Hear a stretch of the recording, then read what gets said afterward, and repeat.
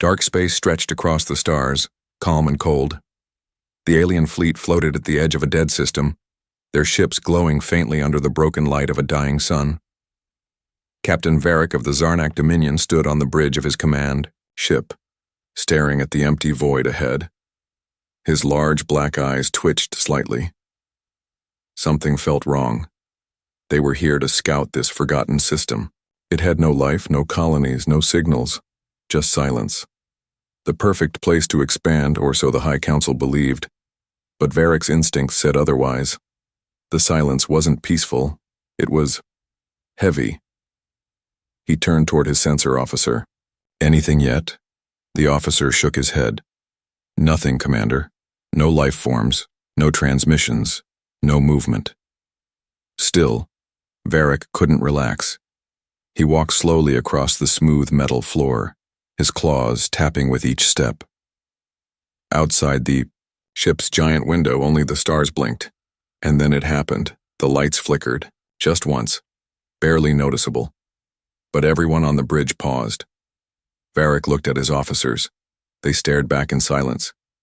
Before he could speak, the sensor officer gasped. "Sir, something's there." "What do you mean?" I don't know. There's a shadow. It just appeared." Varric rushed to the display. A shape had formed in the distance. It wasn't natural. It wasn't a planet, or a rock, or a comet. It was long, flat, too perfect. "Zoom in," Varric ordered. The screen focused, still no clear image, but the stars around it, they vanished, as if light itself was being swallowed. The ship wasn't just big, it was wrong. It didn't move. It didn't glow. It just waited. The bridge grew quiet. Everyone stared. Then the screen sharpened for just a second. A flash of metal, a straight line of black armor. Red lines pulsed across its surface, slow like a heartbeat. "It's a ship," someone whispered. "No known design," the sensor officer said. "Not Zarnak, not any nearby empire." Varric's heart sank. "Send a signal, hail them, use all frequencies." The comms officer worked quickly. Static answered them. Varric stepped closer to the window. He could feel it now. Pressure, as if the universe was holding its breath. The shadow ship didn't answer. It didn't move. It just watched. The seconds felt like hours. One of the junior officers whispered again, too softly. "It's human." Varric turned sharply. "What did you say?" The young officer swallowed. "There are stories, Commander, from centuries ago, about ships like this, silent, black, with red lights, human warships. Humans are a myth," Varric growled. "Ghosts from the old wars, nothing more." The officer looked away, ashamed, but the fear had already spread. Varric stared at the shape. Deep down, he didn't believe in myths. But this ship felt like one. "Status of the fleet?" he asked. "All ships ready," the weapons officer replied. "But they're scared." Varric understood. He was scared too. "Open fleet-wide channel." A beep confirmed it. "This is Commander Varric. Stay sharp. This may be a new enemy, or something else. Entirely. Do not fire unless ordered." He paused, then added, "Remember, we are the Zarnak Dominion. We do not fear shadows." He hoped his voice sounded stronger than he felt. Suddenly, the human ship moved. It was slow, so slow it was almost invisible. But it shifted, turned just slightly, like an animal adjusting its gaze. Then, a soft hum passed through the alien fleet. Their systems trembled. Lights dimmed. Shields flickered. "EMP pulse," someone shouted. "No damage, but systems are shaking." The ship had spoken, but not with words. Varric clenched his teeth. Why won't it respond? A new signal came through, quiet and cold. A voice, unlike any they'd heard before. Deep, calm, human. "You have entered restricted space. Leave now." The voice disappeared. The bridge fell silent again. "Commander," the communications officer said. They used our language. No, they used all languages, said the science officer. Every species we know, at the same time. Response? Varric asked. Just that message on repeat, no other signals. Varric looked back at the black ship. It was close now, much closer than before, but their scanners had picked up nothing. How does it move without us seeing it? He muttered. No, one answered. The fleet began to shift. Some ships drifted back. Others powered up their weapons, unsure of what to do. Fear was spreading like a disease. On the third repeat of the message, one Zarnak captain couldn't wait anymore. Commander Varric, came a voice on the command channel. We cannot stand still. We must show strength. Hold position, Varric ordered, but it was too late. The captain's ship surged forward, engines flaring. It pointed its weapons at the human warship. Warnings flashed across Varric's screen. No, Varric shouted. Pull them back. But the brave ship didn't. Stop. It fired a warning shot. Just a beam across the bow. That was all it took. The human ship reacted instantly. There was no flash, no sound, just a sudden, perfect cut through space. One moment the Zarnak ship was there. The next, it was in two pieces. No explosion, no fire, just clean silence. The broken ship drifted, its lights fading. Bodies floated into space. Metal pieces tumbled like toys. The bridge of Varric's ship screamed in horror. Officers shouted. Some fell to the ground. One vomited. The science officer whispered, It used a weapon we don't understand. Did we detect anything? Varric asked. No, nothing. No energy signature. It didn't fire. It just acted. Varric's chest felt tight. The stories were real. He didn't want to believe it. But deep in his bones, he knew. That was no new enemy. That was an old warning. He looked at the black ship again. Still silent. Still calm. And then he realized something terrifying. It had only destroyed one ship, not all of them. It was waiting, testing them. Varric gave the order. All ships on pullback. Now do not engage. The fleet began to move, slowly, carefully, but the human warship stayed in place, watching, waiting. The silence returned. Not peaceful, not calm. It was the silence before the storm. Varric sat in his chair, his hands trembling. He didn't know what would happen next. He only knew one thing for sure. They had seen a human warship, and nothing in the galaxy would ever feel safe again. The fleet floated in silence. No one spoke. No one dared to breathe too loud. The massive dark ship still hovered in space, silent as before, not moving, not responding. It simply existed, like a shadow carved into the stars, watching, waiting. Inside the main command ship of the Zarnak Dominion, Commander Varric stood still, eyes fixed on the screen. Around him, his officers were stiff with fear. Their hands hovered over controls, unsure what to do next. The message from the strange ship repeated softly in the background. You have entered restricted space. Leave now. It came again. Calm, unshaken. Spoken in every known language across the galaxy. A voice that didn't shout or threaten. It didn't need to. The tone alone held weight, like a distant storm slowly moving closer. One of the communication officers finally whispered, They're giving us a warning. Varric didn't answer. He was still staring at the half-destroyed ship outside his window. It had been sliced in silence, removed from existence like a leaf from a tree. No sound, no fire.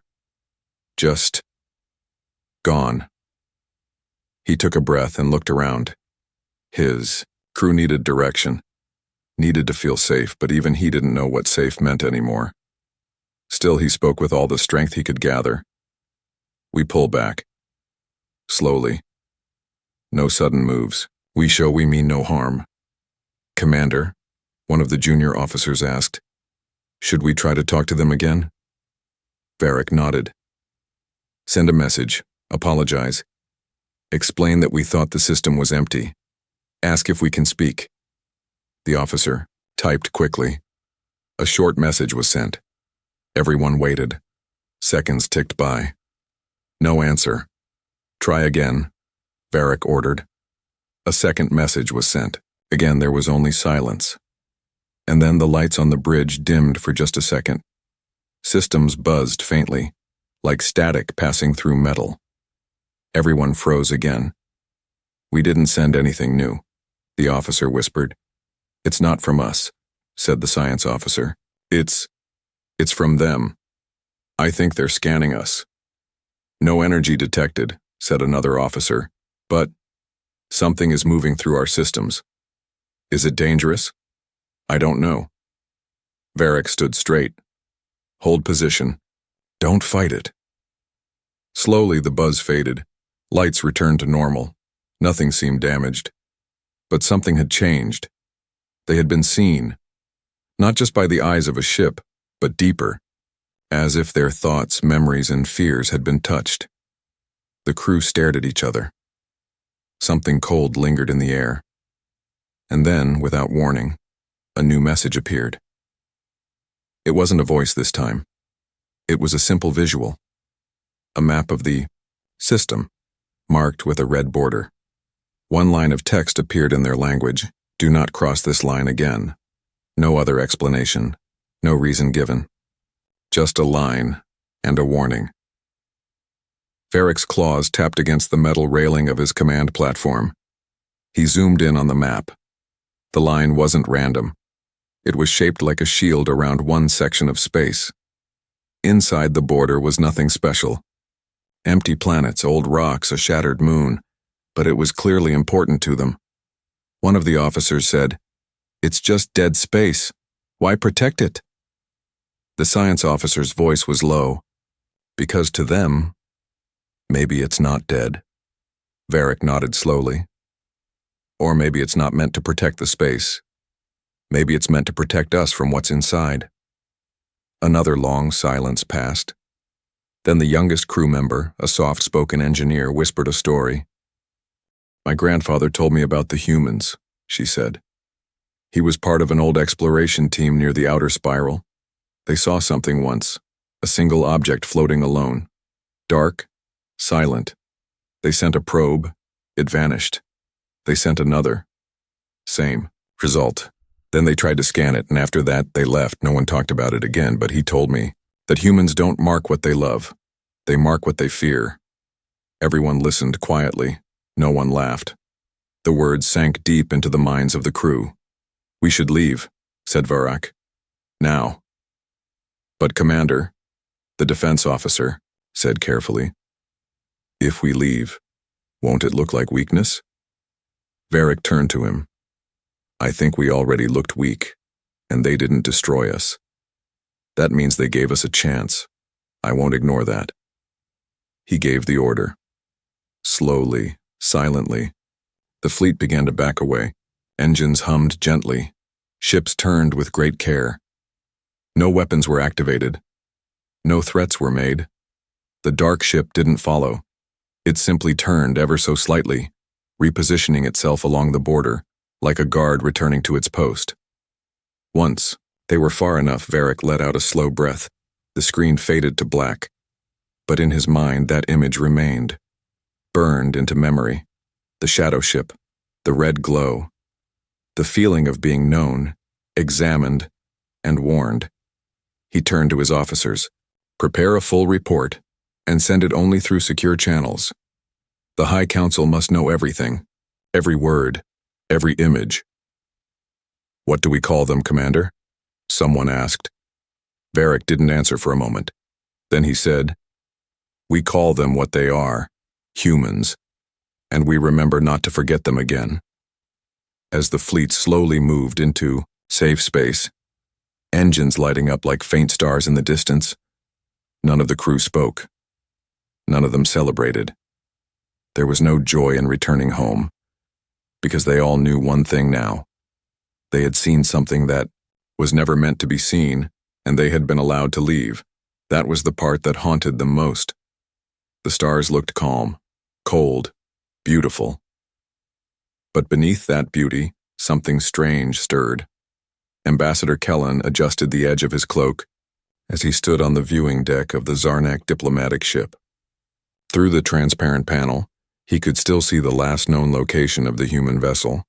There was nothing visible now, just empty space. But the silence itself felt thick, as if something still watched them from the dark. He hadn't been there when the fleet first encountered the humans, but he had read the report, every line, every image, every second of the recording, and something about it didn't feel normal. He had seen many strange things in his career, races with hive minds, floating gas beings, ancient machines, but none of them left the same quiet in his chest. A quiet, not made by peace but by caution. He turned to his assistant. "Prepare the message, I want to contact them." The assistant's scales shifted with hesitation. "Sir?" They didn't respond to the fleet, and they gave a line not to cross. "I won't cross it," Kellen said, "but I have to try. We need to understand them better. Fear of the unknown leads to mistakes." The assistant nodded and began sending a carefully written message. No demands, no deep scans, just a peaceful request to speak. They waited. No reply came. Kellen stood still for over an hour, eyes never leaving the window. The silence was long, but it was not empty. It felt like something was measuring their patience. Finally, the room dimmed slightly. The ship's systems detected a faint signal, not through the usual channels but through an ancient frequency, unused for over 200 years. A single message came through, one word. "Wait." Kellen narrowed his eyes. "That's not a no," he whispered. The assistant looked uncertain. "What do we do?" "We wait."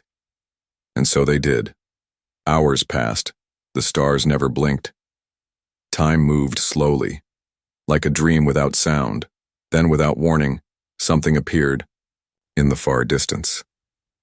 A small object, gliding forward. Not fast, not slow, just steady. It didn't come from the human side of the line. It came from somewhere unknown. As it got closer, sensors identified it.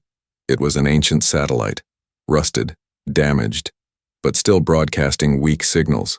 Kellen leaned forward. "Track its origin."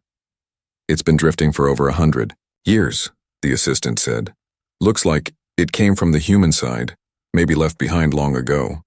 The object floated past them. As it turned slightly, something else became visible. Etched into the side of the satellite were symbols. Not just human text, but marks from other races. Old ones, some no longer living. The marks were signatures. Names. Kellen blinked. This was a message capsule. He ordered it to be carefully pulled into a sealed chamber. No invasive scans, no touching, just observation. Once inside, the signals grew stronger. A visual display activated. The hologram was simple. A group of human explorers smiling. They were standing in front of a planet-strange stone gate. One by one, they spoke greetings in multiple languages. It was not a warning. It was an invitation. But behind them, barely visible in the sky, was something strange. A large black shape floating in the clouds, half hidden, as if watching the humans from above. The explorers didn't seem to notice it. Or maybe they chose not to mention it. The recording ended. Kellen sat back slowly. "They've been here a long time. Longer than we thought." The assistant nodded. "But why send that now?" "To remind us," Kellen said softly. "They are not just soldiers. They were explorers first." Another pause. Then the ship's sensors activated again. Something else was approaching, but this time not a ship. A signal. Pure data. Compressed. Ancient. It took time to unlock. The information contained records, stories, maps, logs, all from human explorers who traveled far from their worlds. It showed their curiosity, their courage, their quiet warnings. It showed worlds they visited, friendships they made, and strange things they discovered, things too dangerous to awaken. The message was not just from a military, it was from a people who had traveled too far, seen too much, and learned when to remain silent. Kellen felt something shift in him. A quiet respect. He turned again to his assistant. Prepare a new message. This time no requests. Just thanks. And the council? The assistant asked. Tell them the truth, Kellen said. These humans are not enemies, but they are not to be underestimated. They've walked farther into the dark than anyone else, and they came back quiet for a reason. As the ship turned away, leaving the ancient capsule floating behind like a memory, Kellen knew this was not the end. It was just the beginning. Because whatever secrets the humans were guarding, they were not guarding them from the galaxy.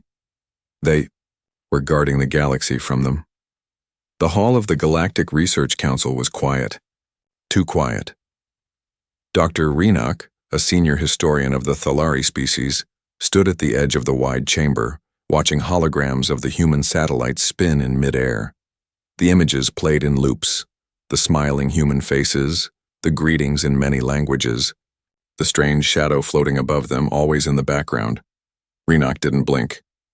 His eyes stayed fixed on the shadow. No one else seemed to notice it, or maybe they chose not to speak about it. He turned to the others seated around the council table. We need to ask ourselves one question. Why did the humans send this now?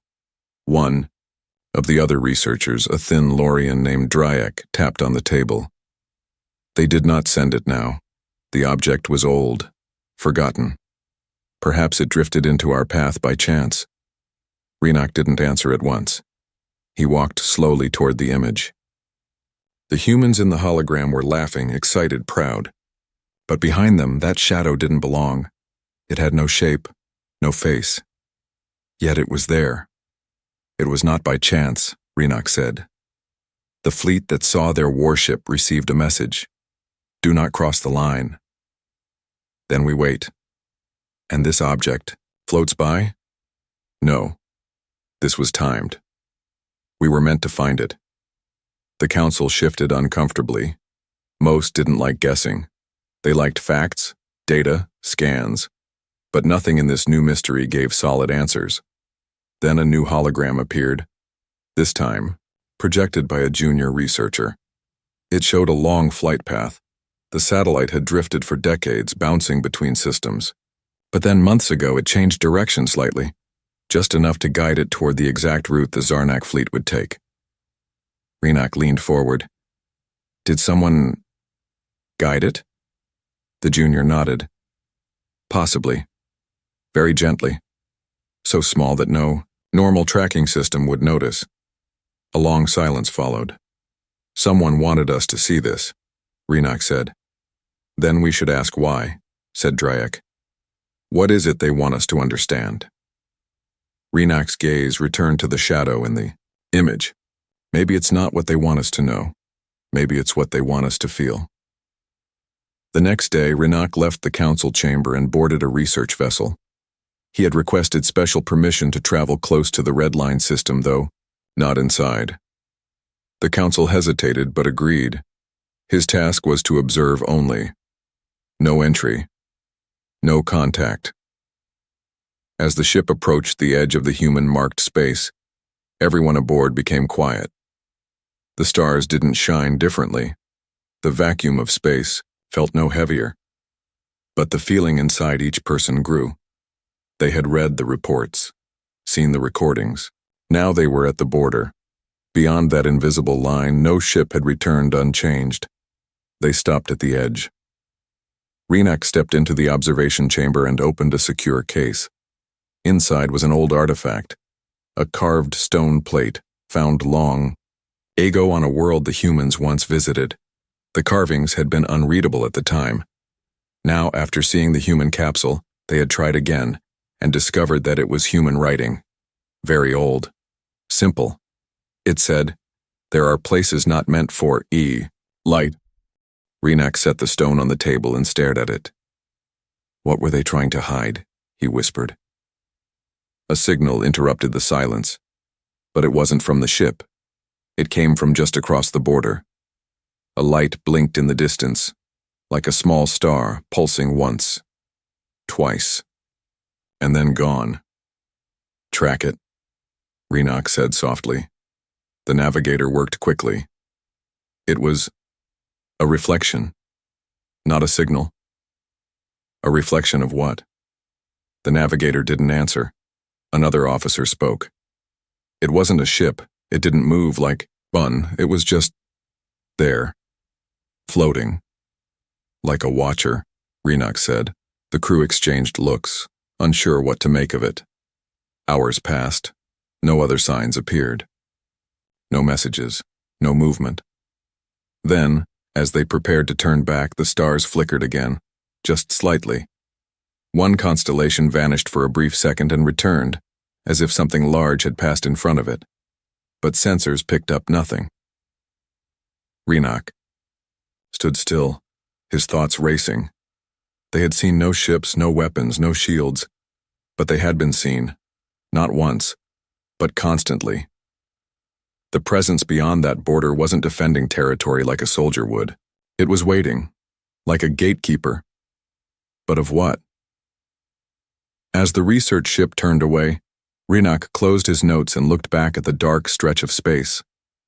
He thought of the humans, their silence, their warnings, their hidden stories.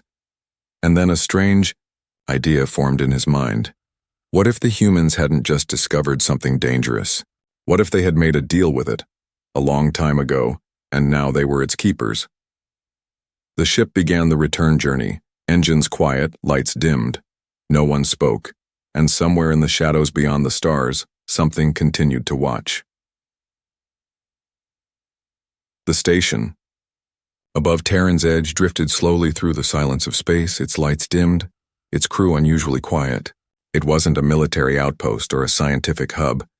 It was a listening post, built for one reason only: to observe the border. People didn't talk much about what the station listened for. They didn't need to. Everyone knew. Human space began just beyond that stretch of darkness. It wasn't marked by walls or warnings anymore. It was simply understood. No ships crossed it now. No probes were sent. And no one who had once dared to explore deeper had spoken about what they'd seen, if they returned at all. Commander Aylin leaned forward over the main console, eyes scanning the long-range sensors. For weeks, the station had been quiet, no signals, no pings, no movement. Even background cosmic radiation was strangely low, until now, a ripple, not a wave, not a burst, just a soft ripple in the field. Something had changed. But nothing showed on the displays. Aylin tapped a command. Run a comparison to last week's sky map. I want any shifts. The system processed the request slowly. It wasn't designed to track what couldn't be seen.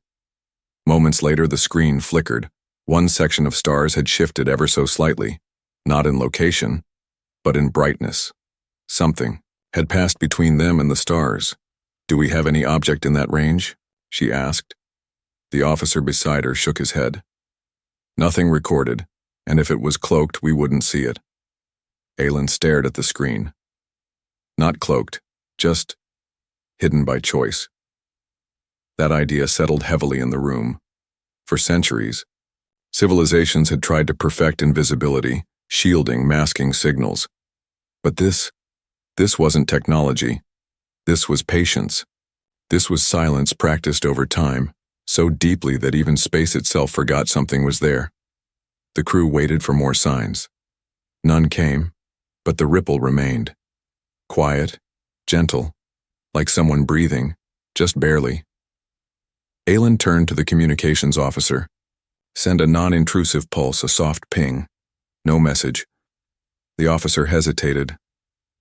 If they're watching, they already know we're here, Aylin replied. The pulse was sent. Nothing returned, at least not right away. 3 hours later, when most of the crew had rotated into rest, a small data packet appeared on one of the consoles. Unlabeled, unaddressed, silent. Aylin opened it carefully. It contained a visual recording from inside a human ship. Not the large warships from the past reports. This was smaller, older, a research-class vessel. The feed showed a lone pilot sitting at a console, looking ahead calmly. Stars passed slowly through the window. The pilot didn't speak. He didn't move. Then a shadow crossed the view behind him. Not outside. Inside the ship. But the man didn't react. The shadow paused near the pilot. For a moment, its shape became clearer. Not mechanical, not solid. Something fluid. Present. But not physical. Then it moved again, disappearing into the far corner of the ship. The man exhaled slowly, then reached for a small recorder on the desk. His voice came through, low and steady. If you're seeing this, you've stepped close. To the edge. I don't know your species. I don't know your goals, but know this. We are not protecting ourselves from you. We are protecting everything from what lies beyond. The screen faded. There was no end message, no signature, just silence. Aylin sat back, her heart slow, heavy. She had expected a warning, maybe even a threat, but not this, not such calm. What do we do with this? The officer asked. We keep it, she replied. And we listen. The station continued to drift in the dark, but the crew felt it now. That presence just beyond their reach. Not threatening, not loud, but watching.